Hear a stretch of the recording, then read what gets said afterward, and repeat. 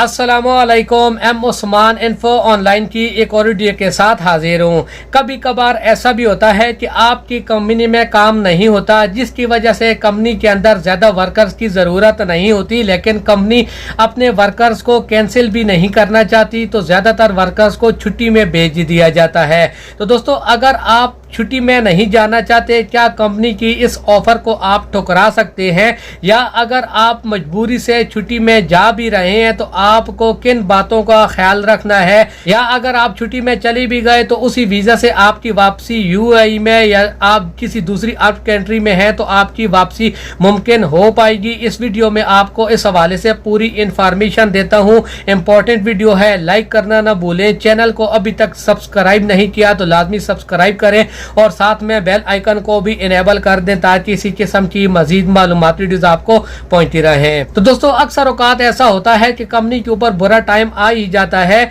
और कंपनी के पास आगे कोई नया काम भी नहीं होता, जिसकी वजह से वर्कर्स की डिमांड नहीं रहती, लेकिन वो अपने वर्कर्स को कैंसिल नहीं करना चाहते। उनकी नज़र में कोई ना कोई नया काम होता है जो कि जल्द ही कंपनी को मिलने वाला होता है। तो ऐसी सूरत में बहुत दफ़ा हुआ है कि कंपनी अपने वर्कर्स को छुट्टी में भेज देती है। कुछ वर्कर्स बाद में वापस आ जाते हैं, कुछ नहीं आते। तो दोस्तों, अगर आप न अपनी कंट्री से वापस आए हैं, कंपनी आपको छुट्टी में भेजना चाहती है, आप अगर ना जाना चाहें तो ये आपकी मर्जी है। कंपनी कभी भी आपको मजबूर करके छुट्टी में नहीं भेज सकती, लेकिन कंपनी के पास काम नहीं है, कंपनी आपको पेमेंट करने की पाबंद है, चाहे वो आपको काम दे या आपको रूम में बिठा कर रखे। इसके अलावा एक दूसरी बात जिसका ख्याल करना आपके लिए जरूरी है कि जब आप अपनी कंट्री में छुट्टी में जा रहे हैं, कंपनी की हालत बुरी है और इस बात का भी चांस है कि जब आप जाएंगे तो आपके जाने के बाद कंपनी का बंद होने का चांस रहेगा या कंपनी आपका वीज़ा बाद में कैंसिल कर सकती है। तो आपकी जितनी भी एंड ऑफ सर्विस बेनिफिट्स हैं, आप वो ज़रूर कंपनी से वसूल करके जाएं। कभी कभार ऐसा भी होता है कि कुछ कंपनी ऐसी भी हैं, कई दफ़ा ये एक्सपीरियंस हुआ है, अपने वर्कर्स को छुट्टी में भेजकर उनके कुछ पैसे दे देती हैं, उनसे वादा किया जाता है वापस आने के बाद उनको बकाया पेमेंट कर दी जाएगी, लेकिन उनका वीज़ा कैंसिल कर दिया जाता है। हालांकि अभी ये कानून मौजूद है कि आपका अगर कंपनी ने जितनी भी आपके बकाया जाते एंड ऑफ सर्विस बेनिफिट्स थी वो पूरे पेमेंट नहीं की, आपका वीज़ा कैंसिल भी कर दिया, आप विजिट में आकर उस कंपनी के ऊपर केस करके बकाया जात ले सकते हैं। लेकिन इस दौरान खुदा न खास्ता अगर कंपनी ख़त्म हो चुकी है तो फिर आपके लिए परेशानियां बन सकती हैं। बेहतर यही है कि आपके जितनी भी बकाया जात हैं वो आप वसूल करके जाएं। इसके अलावा तीसरी बात कि एक दफ़ा आप जब कंपनी से चले जाएंगे, कंपनी की हालत भी बुरी है, नया काम मिलने का इम्कान भी कम है, तो क्या ऐसी सूरत में फिर आपकी उसी वीज़ा से वापसी हो पाएगी?